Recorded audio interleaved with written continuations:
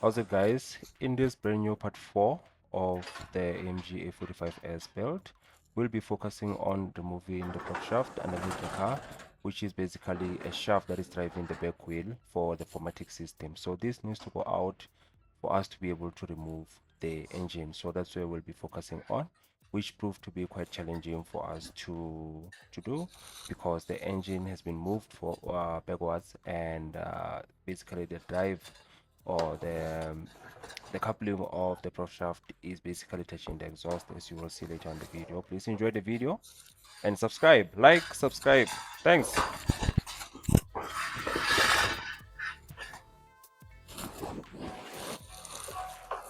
Another issue I have is that I only have 2 jack stands. If I had 4, that would work perfect because I'll have all 4 wheels on the whole car on jack stands. Then I can go underneath the car properly. But that I don't have. So I'll just have to crawl in.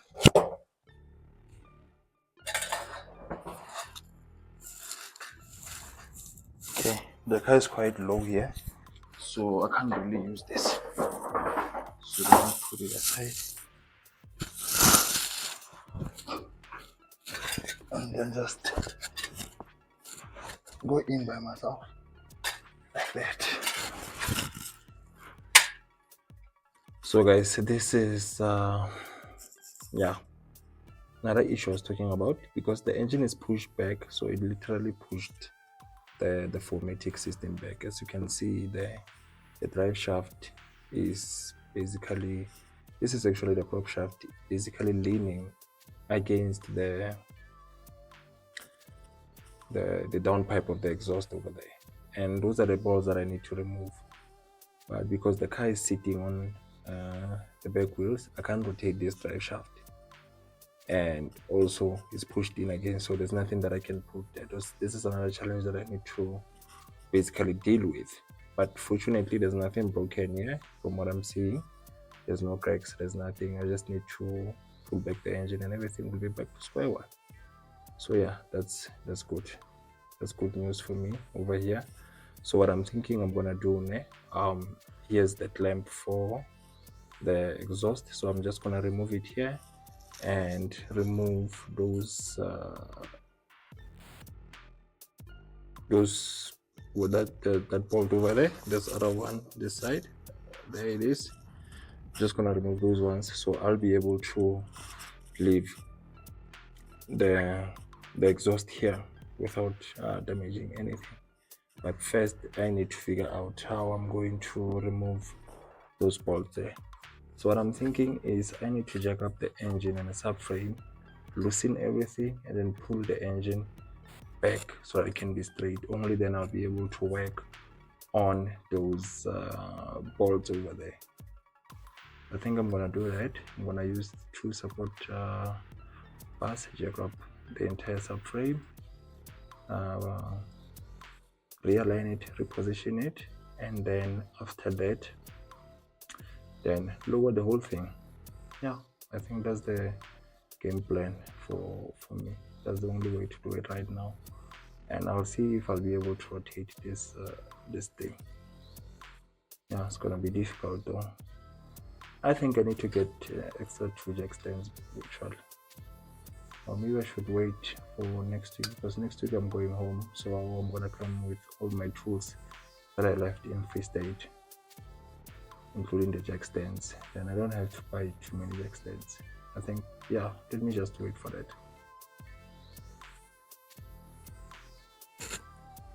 Okay, actually, the lucky thing I found that this car is already on manual, so I'm able to rotate the drive shaft without rotating the wheels. I don't know how this 4MATIC system works, man, but the fact that on this car you can actually disengage power completely going to the back of the wheels, it means somehow you're able to put it on manual. Or I'm thinking that the guys from auction who towed this car from the accident scene, they were able to put it on manual somehow. That's what I'm thinking is happening.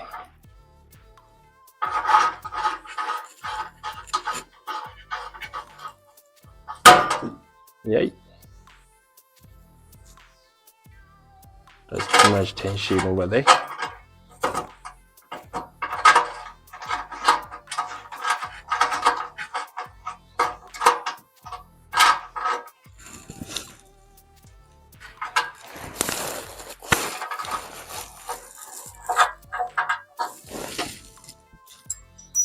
Okay.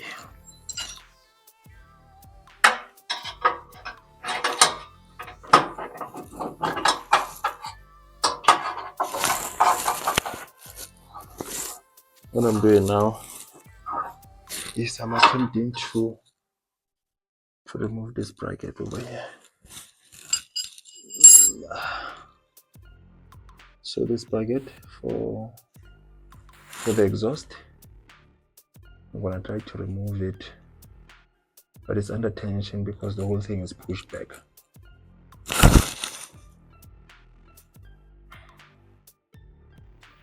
The entire thing is pushed back, so that's why it's gonna be a bit difficult to move it. I need to remove this like the little pieces basically. In order for the brother to do this properly. So in preparation to drop the suspension or the entire engine, I went on ahead and removed the drive shaft here. It was a bit difficult, so my phone was still on charge, so I couldn't take the videos. I removed the low control arm. They're separated with the wheel hub knuckle, and then removed these wires here. Over here for ride height sensor, this one over here. And then right now what I want to do is let me show you on the inside of the car what I want to do.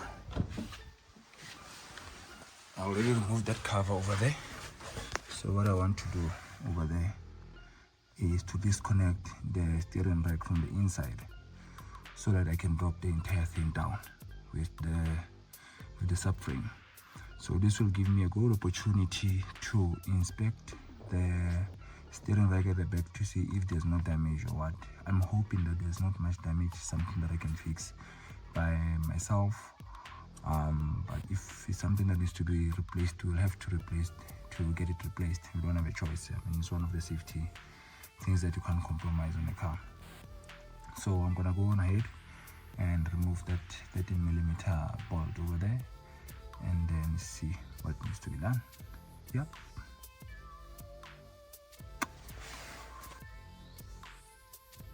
So there it is. I managed to remove this 13mm bolt that is holding this I don't know if we still call it the same thing. Looks like a universal joint. And there's where the steering rack couples with the steering shaft. And now I'm able to turn the steering wheel free.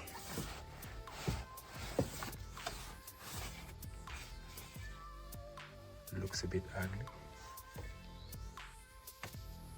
Whoever was driving this car had a hard time.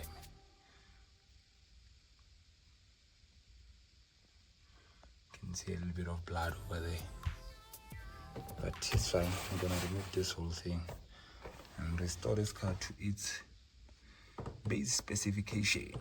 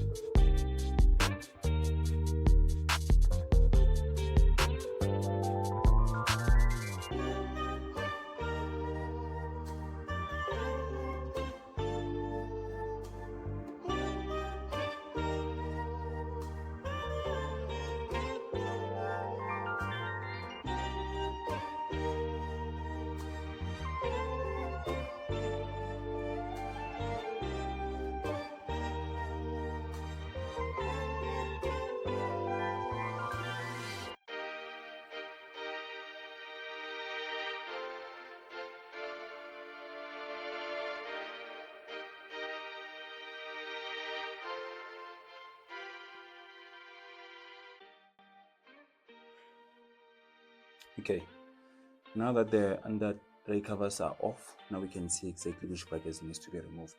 So this one that looks like a brace bracket that continues all the way to the back. The assembly for automatic system. So this needs to go out as well from there to this side as well. So the idea is that I need to drop the exhaust, this one as well, right here in the middle, and there's other two there in front.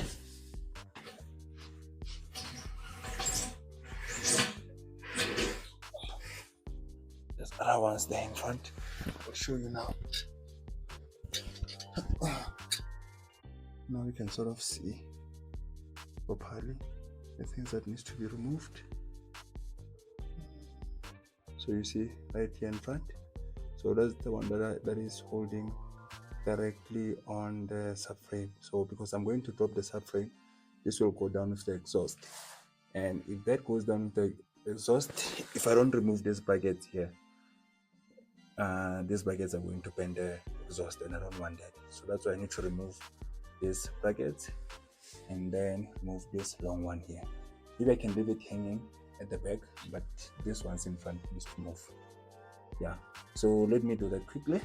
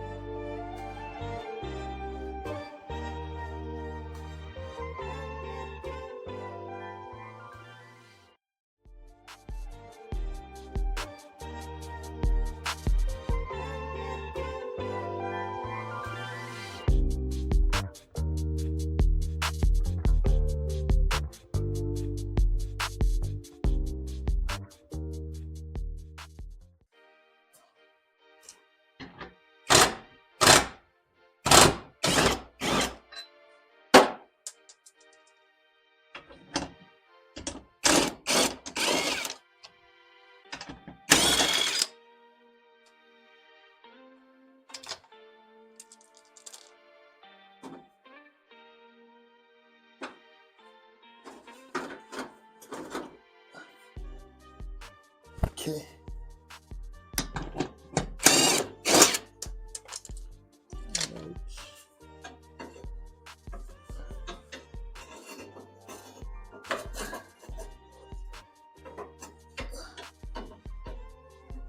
Actually, there's no need for me to remove this because I'm not necessarily taking out. I just need, when the engine goes down, this part of the exhaust to also go down. So if it's not bolted to the frame here, it will be able to go down, and I can just put it back, so I don't need to take it out. All I need is to remove these bolts over here. I don't know if you guys are able to see, but yeah.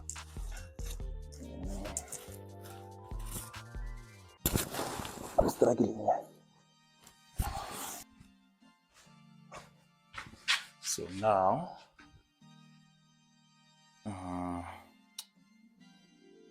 I'm going to the drive shaft. I need to disconnect the drive shaft. It's going to be a bit tricky. Let me show you.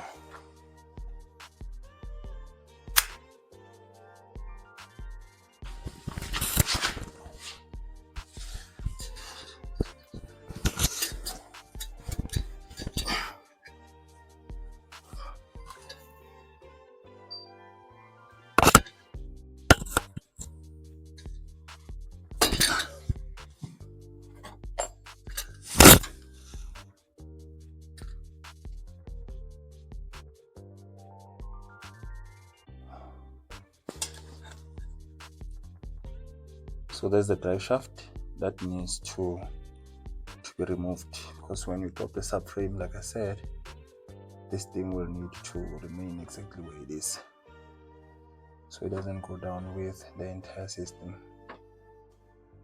So let me do that.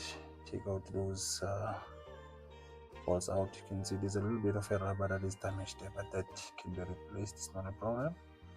As long as there's nothing bent this side, then we are good. We are good. So yeah, you can see the damage over here. And I'm glad that I exposed these things, because this evaporative hose needs to be replaced. It's pinched in front. I'll show you. So I'm going to take it out completely and install a new one. Yeah.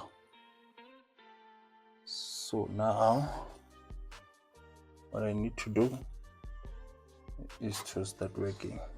Already removed the exhaust clamp here so that I can decouple the whole thing. So what I want to do is just to bring down the subframe a little bit down so that I can remove this exhaust from here. Right, let's have fun.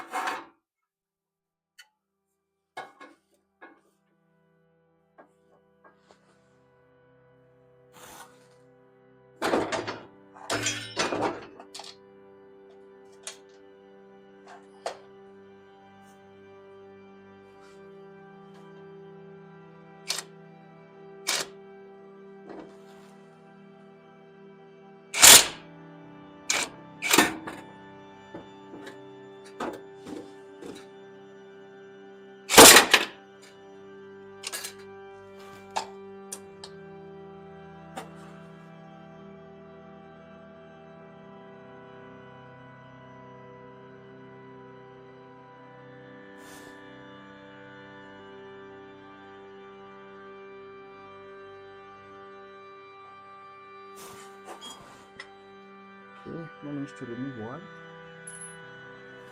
5 more to go.